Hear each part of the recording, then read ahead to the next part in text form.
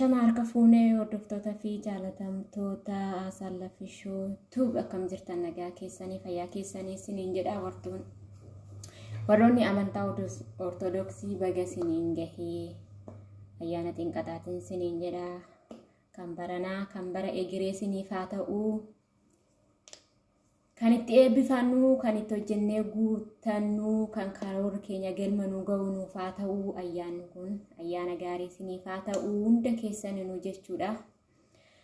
Akkam jirtu mee fayyaa keessanii isiniin jedha warroonni chaanaala kiyyaa faaraa taata subscribe gochuun dagatinaa isiniin jedha.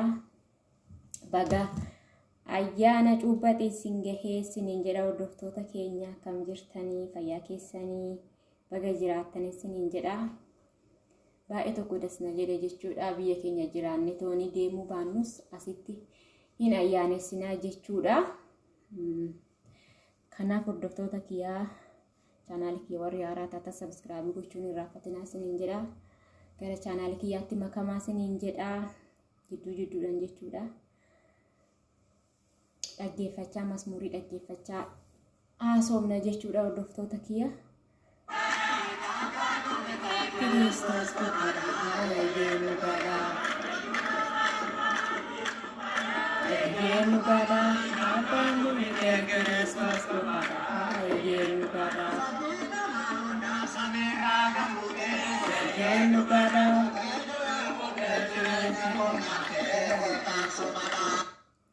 YouTube ni copyright namatti kenna.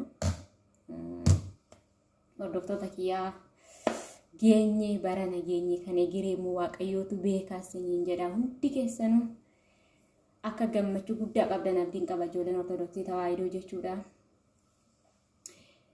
Kan bara dhufu immoo kan itti maatii keenya biratti deemnee dabarsinee nuuf haa ta'uu isiniin jedha rabbitu beeka waaqayyoon karoora fi yaada keenya galmaan nuuf haa gahu kan baranaa nu beekan egereen nu gahaa jedhee abdiin qaba. Namni itti yaada malee kan itti guutu waaqayyoodha jechuudha. Dhugaa baay'ee tokko dasna jedhee jechuudha maal akka ta'e akka baranaatu dasna jedhee hin beeku jechuudha. Bakka maal akka ta'e hin beeku sirriitti dasna jedhee jechuudha. Bakka dasnama jedha jechuudha.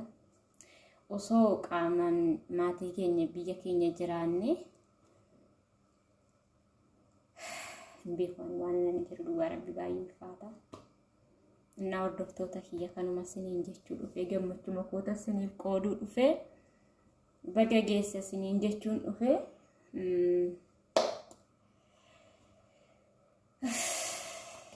baay'ee ulfaata dhugaa ayyaana jechuun biyya ormaatti dabarsuun baay'ee ulfaata amma ayyaanni dhufu bakka biyyuma ofii yaadatanii ani jechuudha gizee ayyaana kana bilbiluu dhiisedha biyyaa jechuudha maaliif mudannoo waan qabuuf jechuudha ayyaana kana irratti jechuudha hin bilbiluu dhiisedha jechuudha dhaabe surumaa jechuudha baay'ee ulfaata ayyaana wayiiti bilbilee jechuudha ayyaana darbee bilbilee du'a faazarii fuutu dhagahee bakka waanuma ayyaana sanirratti baaqum baanu kan bilbilee biyya waanuma namni du'e naan jedhanatti fakkaata baay'ee tokko na ayyaanni dhufe jechuudha baay'ee tokko qirna jedhama fi ulfaata maatii ofii biyya namaatti dhabuun baay'ee ulfaata. Anyway waa hundaafuu waaqayyo jaalatee fudhatee homaa gochuu hin dandeenyu hundi keenya iyyuu achuma deemuudhaaf teenya. Ani baga ayyaana cuuphaa keessa isiniin jechuun dhufe hordoftoota kiyyaa chaanaala kiyyaaf immoo warri haaraa taata subscribe gochuun irraanfatinaa isiniin jedha.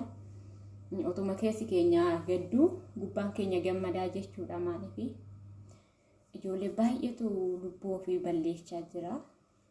Mucayyoo wayitis jechuudha hin gadduma sana jechuudha. Ofuu ta'edhanii viidiyoo ishee arge garuu ofuu ta'edhanii kaameeraan arge. Baay'ee ulfaata dhugaa rabbii bakka. Amma silkuma fayyadamuudhaan ajibbisiiseera dhugaa isiniin jedha hordoftoota kiyya baay'ee tokko na jibbisiise bakka. Ijoolleen keenya baay'inaan lubbuu balleessaa jiranii. Odoo wanna fee aartee osoo wanna feete taate godhi isaati malee gochaa seexanaati waan ta'eef gochuu hin danda'anii. lubbuu ofii balleessuun hin ta'u tureeyyuu. Osoo namaaf danda'ame osoo namaaf mijate iddoo itti aarasanii odoo sokkanii daqiiqaa 2 daqiiqaa 3 jechuudha hin darbaa jechuudha aarri sun. Aara sekondii 60 hin goonneef aara daqiiqaa 1 hin goonneef jecha lubbuu ofii balleessaa jira ijoolleen keenya jechuudha. Osoo nuuf ta'e jechuudha oggaasan sheexaanni keenya fuuldura keenya fiigee waan ta'eef nuun deebisuuf malee osoo kan ta'u ta'ee iddoo bakka mana itti aarrisanii odoo manuma sanii odoo ala gibbii keessa gabbaanii aarrisuun nu darbaa jechuudha. Sammuu keenya hin boqota ture. Garuu hin danda'amu bakka maaliif waliin nu barbaade waan ta'eef lubbuu keenya sila baasuu hin dandeenyeef karaa ittiin baanis hin qabanii jechuudha. Kanaaf dhugaa isiniin jedha xaaraa dhufnee toonii jechuudha biyya namaatti umrii keenya finnee waan hojjenne san gallee hin nyaanna jennee waggaa karoorfannu sheexanni jidduu keenya lubbuu keenya balleessitii jechuudha. Waa hundaafumee waaqayyoon qabbana nu haa godhuu biyya keenya biyya nagahaa nu haa godhuu kan galleetti hojjennu nuuf haa taasisu. Ijoollee keenya biyya alaa jiranis waaqayyoon isaan maddii haa dhaabbatu hunda keenyayyuu jechuudha. Dhugaa baay'ee nama gaddisiisa. Baay'ee ulfaata jechuudha jireenyi nuti keessa jiru jechuudha. Keessattuu ijoolleen mana namaa jiru baay'ee ulfaata. Bakka waa tokko xinnuma yoo aarre garuma lubbuu keenya balleessuu gara kiroorasii dhuguu gara asiida adda addaa dhuguutti kaannaa jechuudha. No wanti sun hin barbaachisu tureeyyuu osoo danda'ame lubbuu keenya odoo of qusanne ta'a natti fakkaata. Garuu kun gochaa seexanaati jedhee waan amanuuf homaa gochuu hin dandeenyu. Waaqayyoon keenya nu uume nu hin gatinii. Hundi keenya gaafa qaniin keenya ga'e achi ga'uun keenya waan hin namne waan ta'eef homaa gochuu hin dandeenyu. Hordoftoota kiyya chaanaala kiyya warri haaraa taata sabskraabii naa godhaa isiniin jedha. Kanumaan an goolabaa jechuudha.